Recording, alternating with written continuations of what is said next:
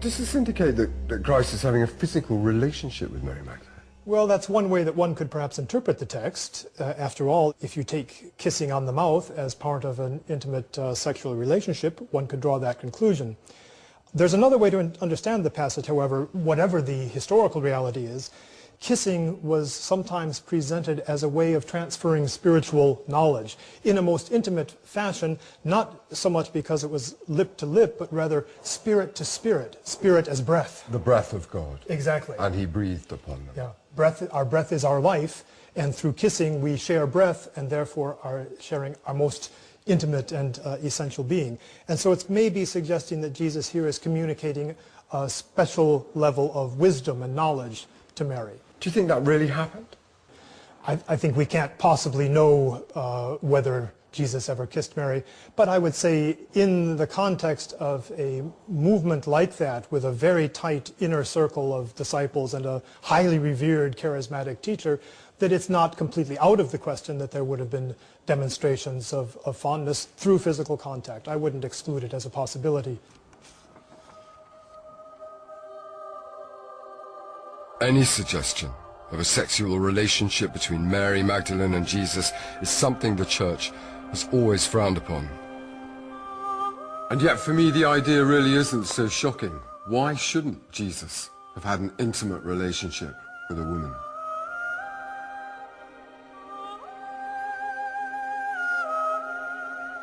Whatever the truth about Jesus and Mary's physical relationship, the Gospel of Philip clearly suggests they shared a strong spiritual connection. And it undermines the traditional view in the New Testament Gospels that Peter was the favorite disciple of Jesus. The contents of Philip are so controversial, it's easy to dismiss them as an aberration. But in fact, there's another lost gospel which also portrays Mary in a different light.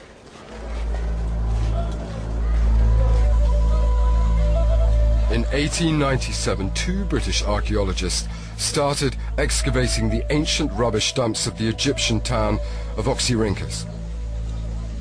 They uncovered nearly 50,000 fragments of papyrus, some of them over 1,500 years old. Amongst this mountain of texts, one scrap was initially overlooked. But on closer examination, its true significance emerged. It was the Gospel of Mary Magdalene, a text scholars hadn't even known existed. The fragment is now kept in the Sackler Library in Oxford. I went to meet papyrologist Dr. Nicholas Gonis, who's responsible for its conservation. Look at that. Where's our one? Ours is, it's this one. Ah, right. That's... The papyri came to Oxford in boxes, and this fragment languished in a box for 70 or more years. It was in a box. Did they not think it was important? No, it looks very ordinary. It looks like a legal document or a letter. Oh. But then if you have a closer look, just for the sake of curiosity, the first thing you see is a sequence called apophthegmaton to soter, sayings of the Savior. And then the very next line, you pretty clearly make out the name Mariame, which is the Hellenized version of Mary. So it is pretty clear that you're dealing with a religious narrative, actually something about the sayings of Jesus, so which gets your imagination rolling. And then once you study it further, then you can identify it as of the Gospel of Mary. Enough of the fragment has survived to identify a story which suggests that even after Jesus' death, Mary continued to exert huge influence. It describes a discussion between Mary and the other disciples in which she reveals details of a vision she's had of Jesus. But her words don't go unchallenged. The disciple, Peter in particular, is hostile, asking whether Jesus would really have spoken privately with a woman than openly to them. He very clearly has a problem with the idea that Jesus might have selected Mary above himself and the other disciples to interpret his teachings.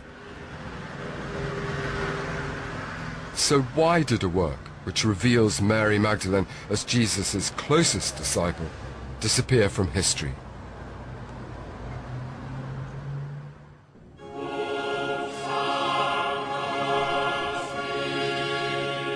St. Peter's, the center of the Catholic faith.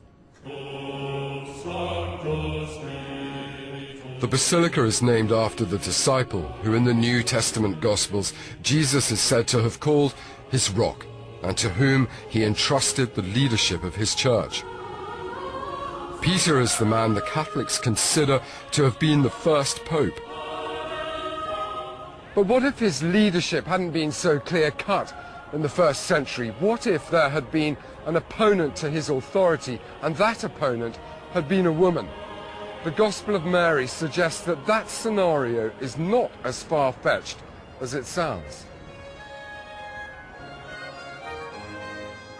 According to this Gospel, it wasn't Peter to whom Jesus entrusted his innermost thoughts, but Mary, both before and after his death. The Gospels of Philip and Mary rather scandalously imply that it wasn't Peter who should have been the first pope, but Mary Magdalene. For the male hierarchy of the church, it's easy to see how such writings posed a threat. These texts risked undermining the very foundations of their claims to leadership. But can they possibly be true? Well, here in Rome, lurking under the surface of the city, there's very tangible evidence revealing that certainly, in the early centuries of the fledgling church, women were more influential than is traditionally believed.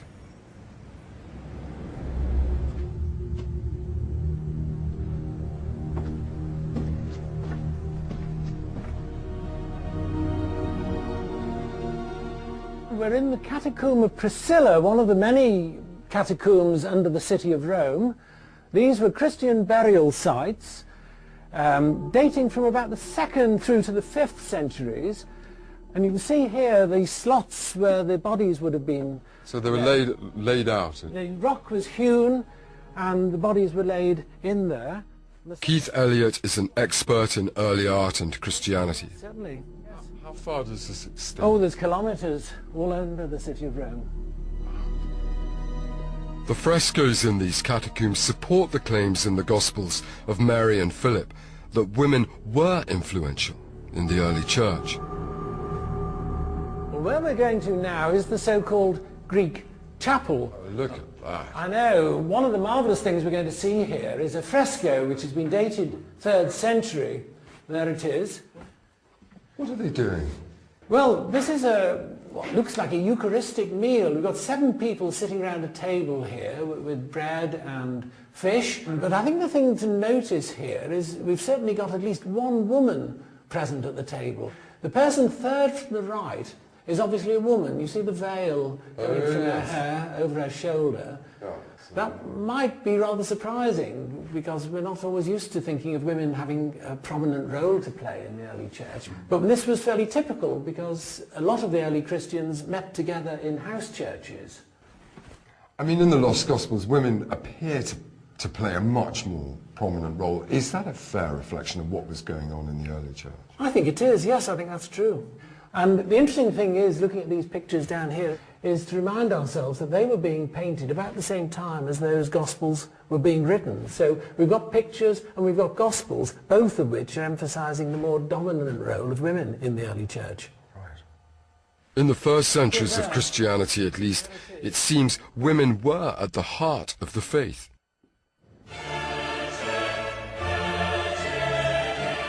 And in Mary Magdalene, such women found a role model to be proud of.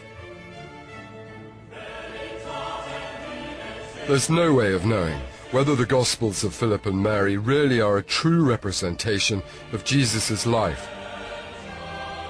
But they may reflect a 2nd century power struggle between men and women over the leadership of the church. A battle of the sexes. The Mary Magdalene of these Gospels might not be entirely historically accurate, but what she represents is Christian communities where female leadership was a matter of importance, communities where women played a prominent role. And they also suggest that male leadership within the church was not a foregone conclusion. The debate was very much alive. Through the Gospels of Mary, Philip, and Thomas, I've glimpsed battles between long-forgotten groups of Christians, sects who were divided over the right way to immortality, and who fought about the position women should hold.